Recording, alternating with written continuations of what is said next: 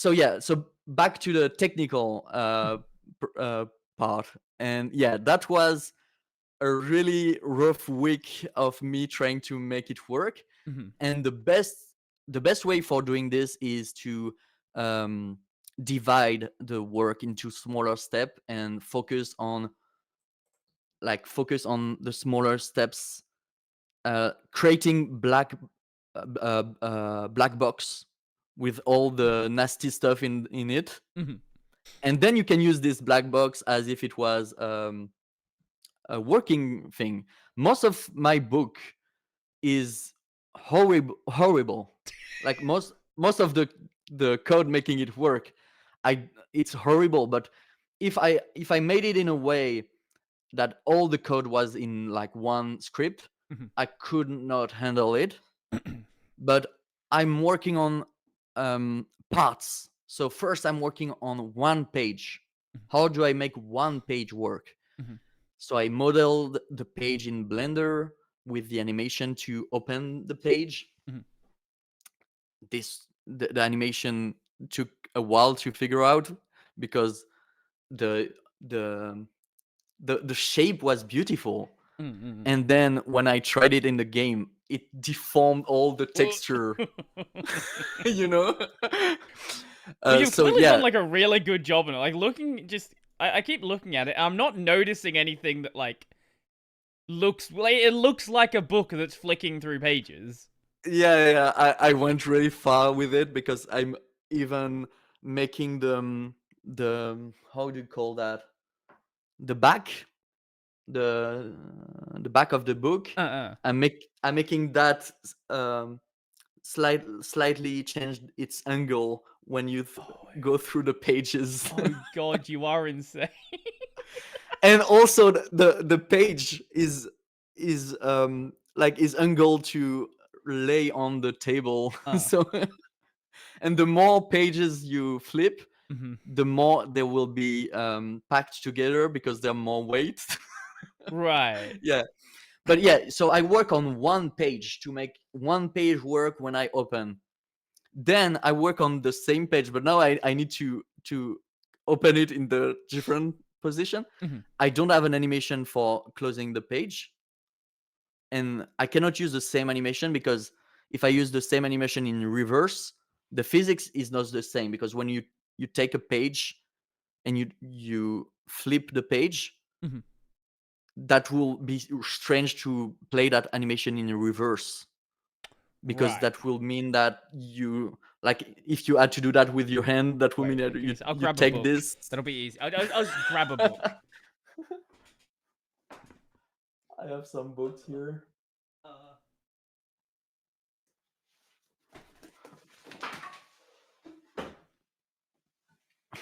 You have one.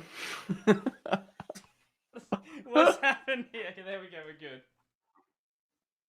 Okay, here we have one of my prized possessions, my copy of the Complete Idiot's Guide to Windows ME.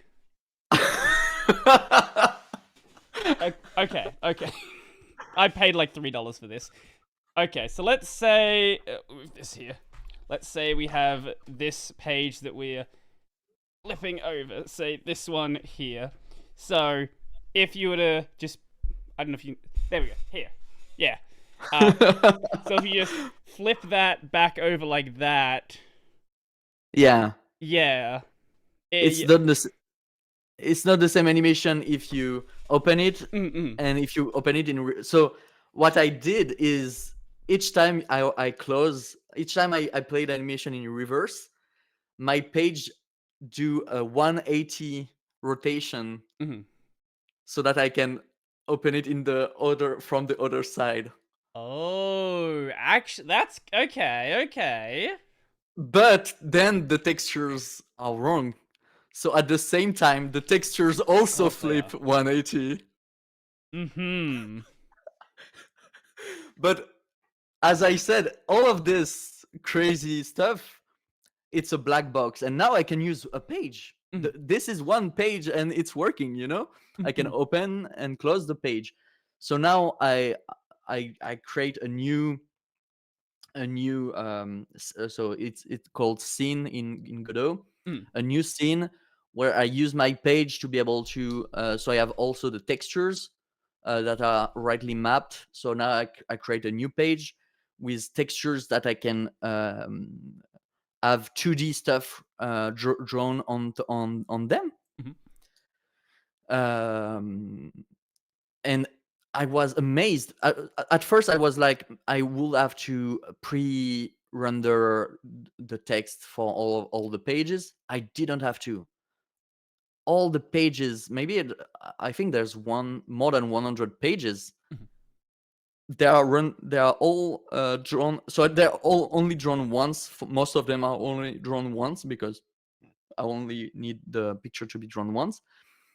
But they're all drawn at the beginning and stored in memory, and it works. And at first I was like, I will have to make some trickery to only display the two active pages. I did not have to do that. So kudos to Godot for being able to handle that many pages, even on my 2018 laptop. So I did tests to be sure it was not just like my developer computer. Oh, that works. Let's ship that, and no one It could. works fine on my 4090. There's no issue. Yeah. I'm not Ubisoft, okay? Yeah. Anyways, Yeah. anyway, so yeah, so then I made I was able to draw stuff on those pages. Then I made a stack of all the pages, and this one was like to be able to animate all the pages. That was quite some work. I made functions to dictate the position of the page, the angle of the page, the scale of the page based on where it was in the book. And everything is procedural. So if I want to add a page now, I don't see this code anymore because everything is procedural. I had to tweak stuff to be able to add hardcovers. Yeah, because the cover is hard and I did notice flat. that. Yeah. And it doesn't work the same as everything else. And then once all of this was done, I was able to use all of that with a new scene to be able to generate the pages at runtime. So I have templates for my pages, and I have my database of all my definitions, and all the pages are generated at runtime. And okay, so all of this seems complicated, but I also add an index where you can click on the names of the fallacies in the index in the book. Like on the pages, you have links. Right. So you have to interpolate the click based on the 3D environment. So that was another kind of worm. Also, I had to make the page interactable. So Honestly, I'm surprised you didn't just make it so you could like grab a corner and like slowly flip it over as well. No, because that's not really adding much. Neither is the book. Okay, will you have read if it was just a block of text? Sure, yeah, I'll give you that. Look, don't get me wrong, it's really cool. Again, Okay, it's a great idea. It's just this was clearly a lot of work. People go here just to flip pages, so it's a win in my book. Wink, wink.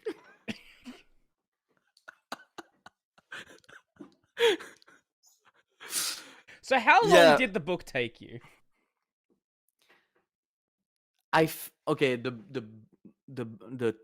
technical side, I I think it was a big week, Mm-hmm. a full-time week, and it's only for it to work. Then I had maybe 1 more week for the 1 or 2 weeks for the content, Mm-hmm. and then maybe some more days to refine the visuals, the textures, because I try to use realistic textures and stuff like that. Mm-hmm. For the book to be able to be read during the gameplay, that was maybe 1 or 2 weeks on top of this, because like it it was there was some refactoring of the quiz itself to be able to make it play inside a 3D environment. Mm-hmm. But when it worked, it was so satisfying. um okay, I was torn at first about letting people check the definitions during gameplay, Mm-hmm. because it's weird. You're like in a quiz. Why would you have access to all the definitions? Mm-hmm. But then, with that perspective of I you are pausing the game on the monitor and you are looking at a glossary on your desk, Mm-hmm. you're telling the player, hey, that's what you're doing. You're exiting the quiz, checking definitions. So it's clearly communicated that then you go back to the game.